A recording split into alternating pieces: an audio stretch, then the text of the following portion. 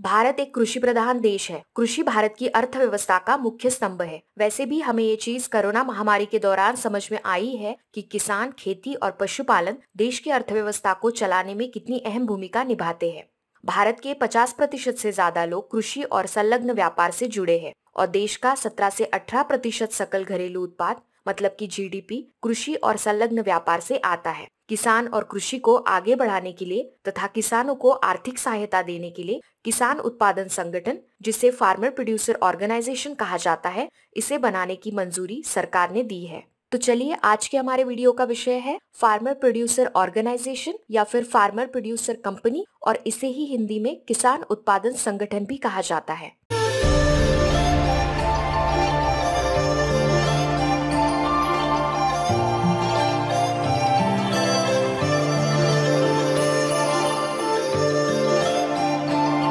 आज हम सीखेंगे किसान उत्पादन संगठन क्या है, किसान उत्पादन संगठन की कुछ महत्वपूर्ण विशेषताएं भी देखेंगे, किसान उत्पादन कंपनी में कौन कौन होता है, अगर आपको भी इसका मेंबर बनना है तो क्या करना पड़ेगा, किसान उत्पादन संगठन की स्थापना के लिए किन महत्वपूर्ण चीजों की जरूरत है, किसान उत्पादन संगठन की रजिस्ट्रेशन प्रोसेस क्या है, रजिस्ट्रेशन के लिए कौन से डॉक्यूमेंट्स की जरूरत है और रजिस्ट्रेशन के लिए कितना खर्चा आएगा, किसान उत्पादन संगठन किस प्रकार से काम करते हैं, और इसमें हम दो उदाहरण भी देखने वाले हैं, एक कृषि से संबंधित और एक पशुपालन से संबंधित। किसान उत्पादन संगठन को लोन कहाँ से दिया जाता है, लोन के लिए गवर्नमेंट किस प्रकार से सहायता करती है, और सबसे आखिरी में हम देखेंगे भारत की सक्सेसफुल किसान उत्पादन संगठन कौन सी है। तो चलिए, सबसे पहले देखते हैं किसान उत्पादन संगठन क्या है। छोटे किसान जब अपना उत्पाद बाजार में बेचने जाते हैं तो उनका उत्पाद ग्राहक तक पहुंचते पहुंचते एक लंबी कतार से गुजरता है।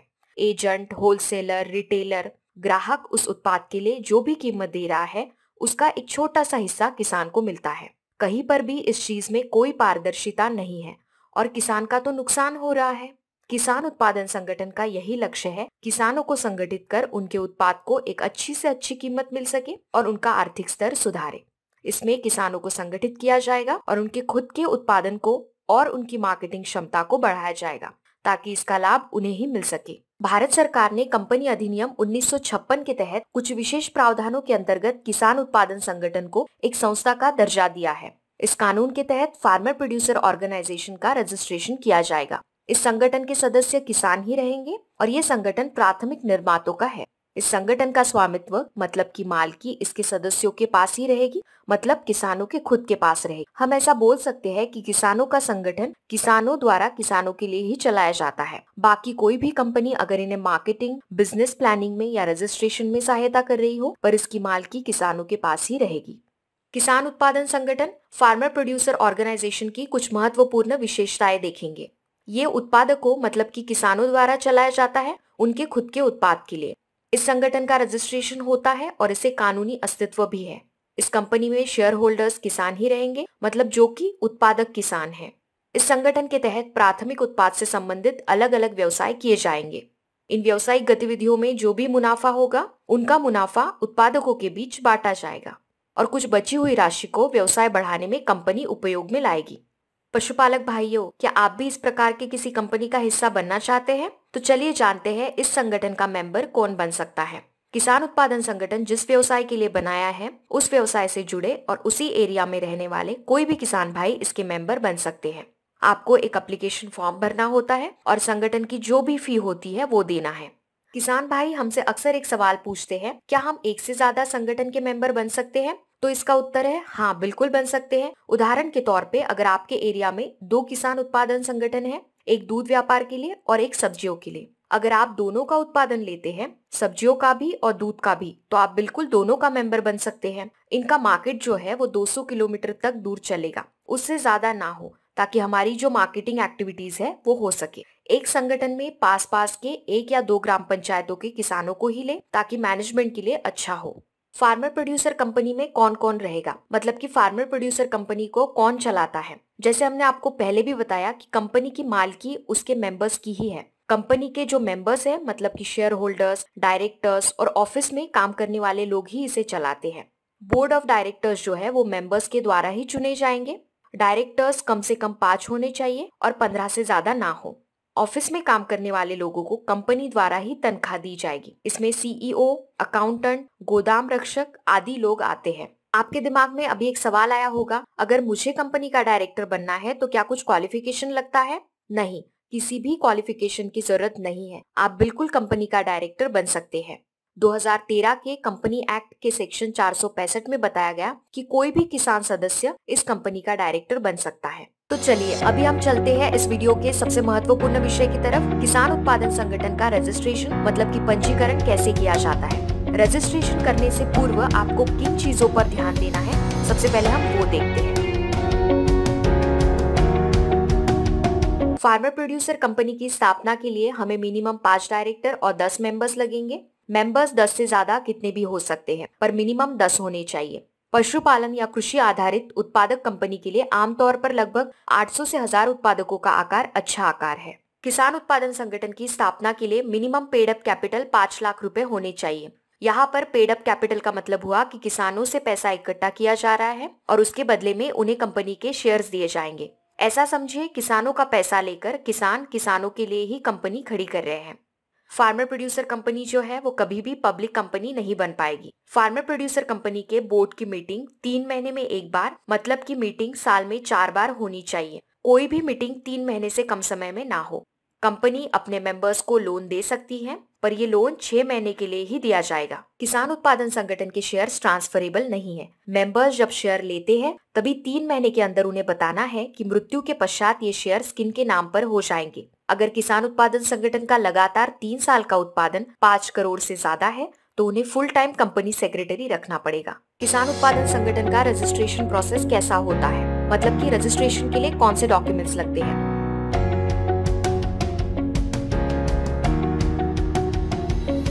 तो इसमें तो सबसे पहले जो भी डायरेक्टर्स और मेंबर्स हैं उनके सबके पैन कार्ड, और दूसरा है कि बैंक पासबुक स्टेटमेंट लगेगा। फिर कोई भी आइडेंटिफिकेशन कार्ड जिसमें वोटर आईडी है या फिर ड्राइविंग लाइसेंस लगेगा, आधार कार्ड चाहिए और passport size photo. Company registration की एप्लीकेशन भर दी जाएगी और उसी के साथ ये डॉक्यूमेंट्स लगा दिए जाएंगे और ये सभी दस्तावेज कंपनी रजिस्ट्रार को सबमिट किए जाएंगे। किसान उत्पादन कंपनी के रजिस्ट्रेशन के लिए कुछ महत्वपूर्ण चीजें और भी लगती है, जैसे कि डिजिटल हस्ताक्षर प्रमाण पत्र जिसे डिजिटल सिग्नेचर सर्टिफिकेट कहा जाता है, निदेशक पहचान संख्या मतलब कि डायरेक्टर आइडेंटिफिकेशन नंबर, और उत्पादक कंपनी का नामकरण मतलब कि नेम अप्रूवल एप्लीकेशन।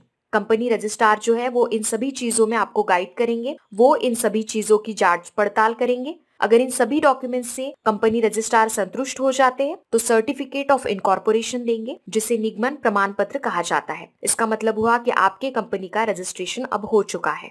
किसान उत्पादन संगठन की रजिस्ट्रेशन के लिए कम से कम 40,000 रुपए खर्चा आता है। यह आपके सीए मतलब कि चार्टर्ड अकाउंटेंट और कंपनी सेक्रेटरी इनकी फी पर निर्भर करता है। कंपनी का रजिस्ट्रेशन करने के लिए लगभग 2 से लेकर 6 महीने तक का समय लगेगा। अभी हम सबसे महत्वपूर्ण विषय की तरफ चलते हैं। किसान उत्पादन संगठन मतलब कि फार्मर प्रोड्यूसर ऑर्गेनाइजेशन कैसे काम करता है।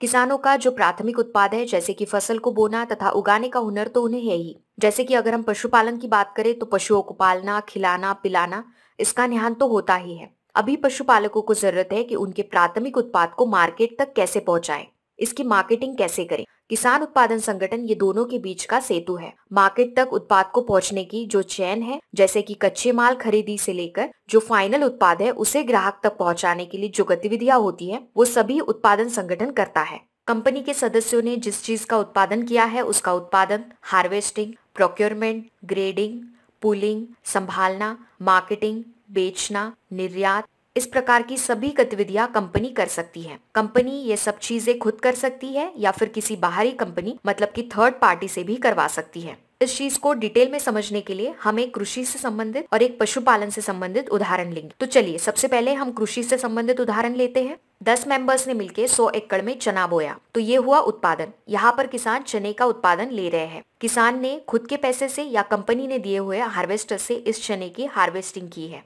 प्रोक्योरमेंट का मतलब हुआ कि कंपनी इन मेंबर्स से एक तय किए हुए दर पर माल खरीदी करेगी। पूलिंग मतलब कि एक जगह से इस माल को संग्रहित किया जाएगा। कंपनी सभी माल को एक जगह संग्रहित कर ग्रेडिंग करेगी। अगर कंपनी का प्लान है तो उसे प्रोसेस भी कर सकती है, जैसे कि चना से चना दाल बनाना। और आखिरी में सेलिंग मतलब कि अभी कंपनी इस माल को बेचेगी। इसका मतलब क्या हुआ कि उत्पाद ग्राहक तक पहुंचने के लिए जो भी गतिविधियां होती है वो सभी किसान उत्पादन संगठन ही कर रहा है। इसमें क्या हो रहा है, सबसे माल लिया जाएगा, इकट्ठा किया जाएगा, बाद में उसे मार्केट में ले जाएंगे। एक किसान को परिवहन के लिए जो खर्चा आ रहा था वो यहाँ कम होगा।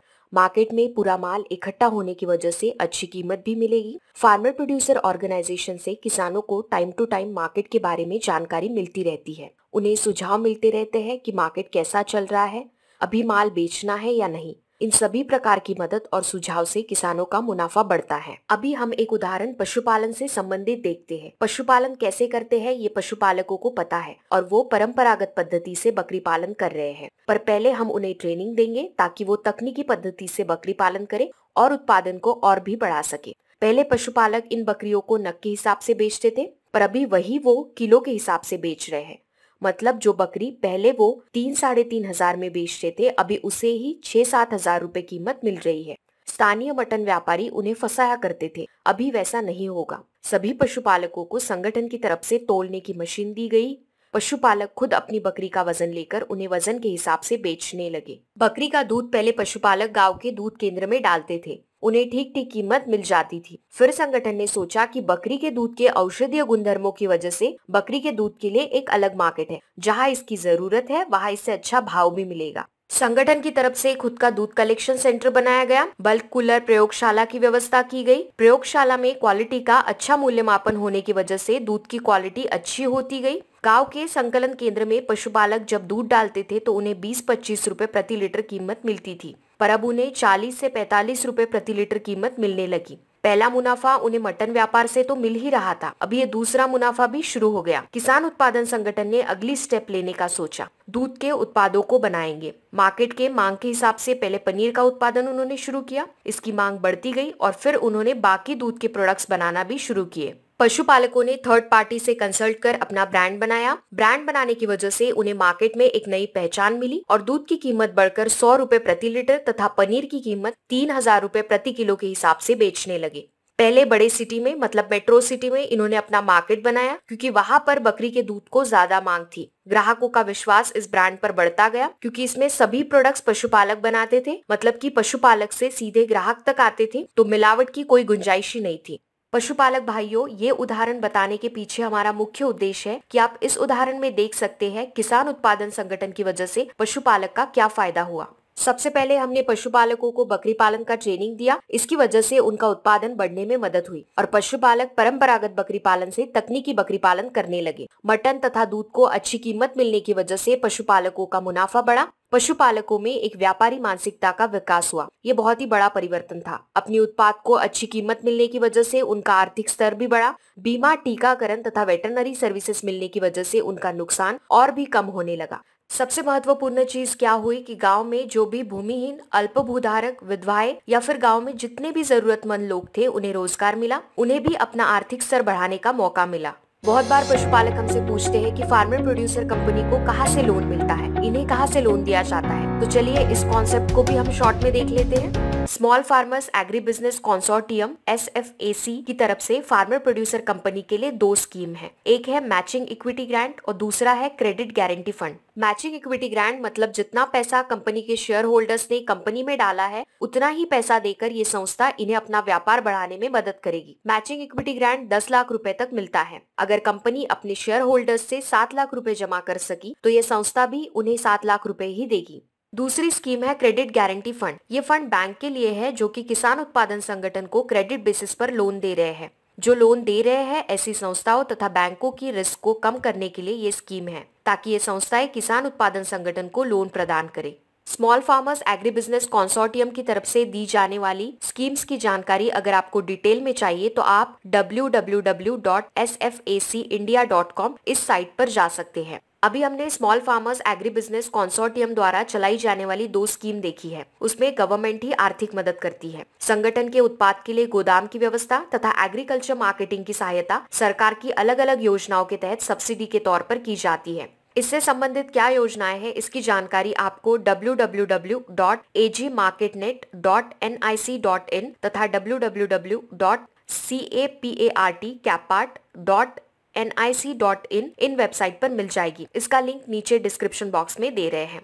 संगठन के मेंबर्स के लिए व्यवसाय से संबंधित प्रशिक्षण भी दिया जाता है। इसकी जानकारी आपको www.ruler.nic.in इन वेबसाइट पर मिल जाएगी। इसका लिंक भी नीचे डिस्क्रिप्शन बॉक्स में दे रहे हैं। अभी हम देखेंगे कि नाबार्ड की तरफ से किस प्रकार की सहायता मिलती है। नाबार्ड की तरफ से किसान उत्पादन संगठन विकास निधि दी जाती है। Small farmers agri business consortium द्वारा चलाई जाने वाली क्रेडिट गारंटी फंड में नाबार्ड मदद करती है। नाबार्ड भी 1:1 बेसिस पर मतलब कि मैचिंग बेस पर कंपनी को बैंक से लोन देती है। ये लोन संगठन को एक विशेष अवधि के बाद चुकाना है। इस प्रकार की सहायता नाबार्ड 25 लाख तक करती है। इसकी पूरी जानकारी आपको www.nabard.org इस वेबसाइट पर मिल जाएगी। तो चलिए देखते हैं भारत की कुछ सक्सेसफुल फार्मर प्रोड्यूसर कंपनियां जो बहुत ही अच्छा बिजनेस कर रही है एनिमल हस्बेंड्री, कृषि और गैर कृषि क्षेत्र में।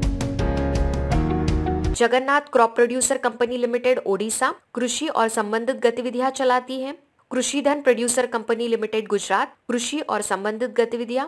रंगसूत्र क्राफ्ट दुनिया प्रोड्यूसर कंपनी लिमिटेड दिल्ली कपड़ा बिजनेस से संबंधित है और ये स्थानीय कारागिरों द्वारा ही चलाई जाती है। वेजिटेबल ग्रोवर्स एसोसिएशन पुणे ये कृषि और एनिमल हस्बेंड्री से संबंधित है। Sahyadri farmer producer company Nashik frozen सब्जियां तथा फलों के व्यवसाय से संबंधित है। ये कंपनी अपने माल को जर्मनी, नॉर्वे जैसे देशों में भेजती है। किसान उत्पादन संगठन से बना उत्पाद आप बाहर देश में भी भेज सकते हैं। जिस देश में आप उत्पाद भेज रहे हैं उस देश की गुणवत्ता मानकों मतलब की क्वालिटी पैरामीटर्स को ध्यान में रखना जरूरी है। पायस मिल्क प्रोड्यूसर कंपनी जयपुर दूध और दूध उत्पाद से संबंधित है और उसी के साथ पशु खाद का उत्पादन भी करते हैं। Savitribai Phule goat farming producer company Nashik बकरी पालन इनका मुख्य लक्ष्य है।